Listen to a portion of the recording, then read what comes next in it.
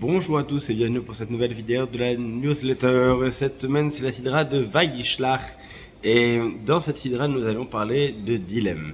De dilemme, pas seulement de dilemme, mais du rapport au choix, tout simplement.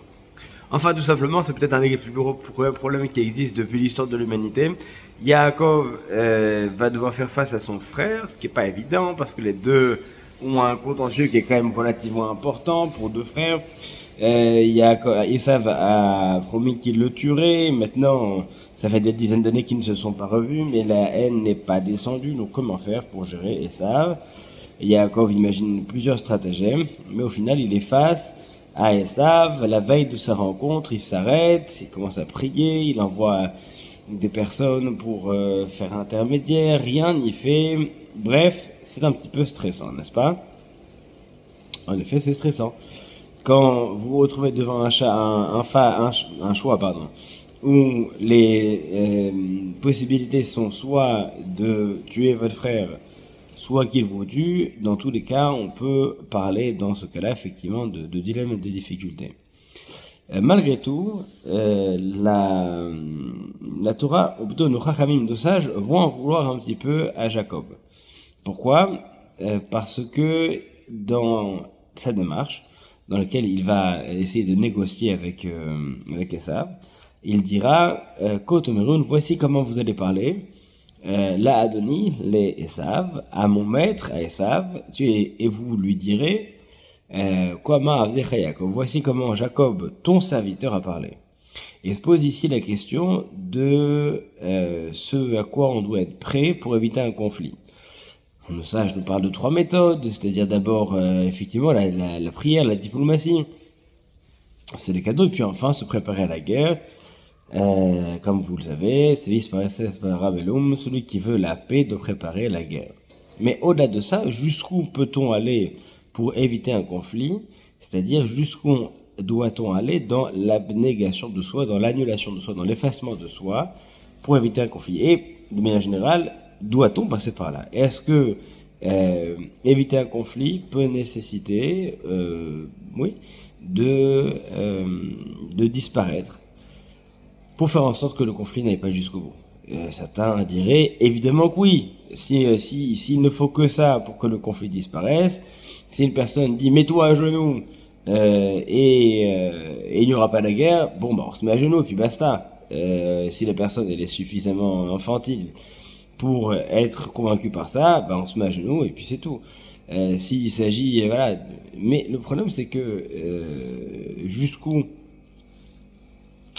peut-on aller dans cette démarche-là? Lorsque par exemple la démarche est de dire mets à genoux ton fils ou ta femme ou tes parents pour que la guerre disparaisse, est-ce qu'on aura de forcer quelqu'un à le faire? Ou alors pour que tout ton peuple soit sauvé, livre-moi telle personne. Est-ce que on commence déjà à entrer dans des dilemmes qui sont différents? De manière générale, ici, ce qui est reproché à Jacob, c'est le fait de se déprécier lui-même, mais dans le processus, de déprécier tout ce en quoi il croit aussi. C'est-à-dire que lorsqu'il dit à son frère « Voici comment ton serviteur a parlé », et il parle de lui en disant « mon maître », ça veut dire que tout ce qui est de l'ordre de ses croyances, de ce qui lui appartient, etc., est automatiquement également soumis à Esav. Et cette soumission-là, c'est un vrai calcul. C'est-à-dire, est-ce que se soumettre est une solution durable? Et qu'entendons-nous par soumission? Est-ce qu'une soumission de façade est acceptable pour justifier la survie? C'est ce que les Juifs d'Espagne ont vécu durant des siècles avec les Bnei Nossim, les enfants de ceux qui étaient à Nossim contraints dans un cas de force majeure, et eux peut-être avaient-ils le droit, peut-être avaient-ils l'obligation de faire semblant de se convertir au christianisme pour pouvoir survivre. Toujours est-il qu'aujourd'hui, des centaines d'années après, combien de milliers, de dizaines de milliers, de centaines de milliers de personnes sont aujourd'hui détruits, ou en tout cas fragiles dans leur identité, et qui doivent arriver à tout reconstruire. Parfois, une action d'une personne, une soumission, pour le plus grand bien, peut avoir des conséquences catastrophiques sur les générations suivantes. D'autant plus que lorsque cette personne-là est influente ou qu'elle a une capacité d'influence qui est importante. C'est un vrai problème, c'est ce qu'on appelle un dilemme. Un dilemme, par définition, n'a pas vraiment de solution qui soit clairement définie, et c'est un choix qu'on doit prendre en fonction des situations. Jacob s'est isolé pour pouvoir prendre ce choix-là, s'est séparé de sa famille pour pouvoir prendre ce type de décision-là. Mais il n'empêche que pour arriver à parler à son frère, il a d'abord dû se soumettre à Esav et dire que Esav était son maître, alors que peut-être aurait-il fallu qu'il puisse considérer qu'il soit l'esclave de Esav, c'est une chose, mais que Esav soit son maître, ce sont deux choses différentes. De quelle manière ? Bien, qu'il dise qu'il est effectivement l'esclave le serviteur de Esav, pourquoi pas ? Esav a plein de serviteurs.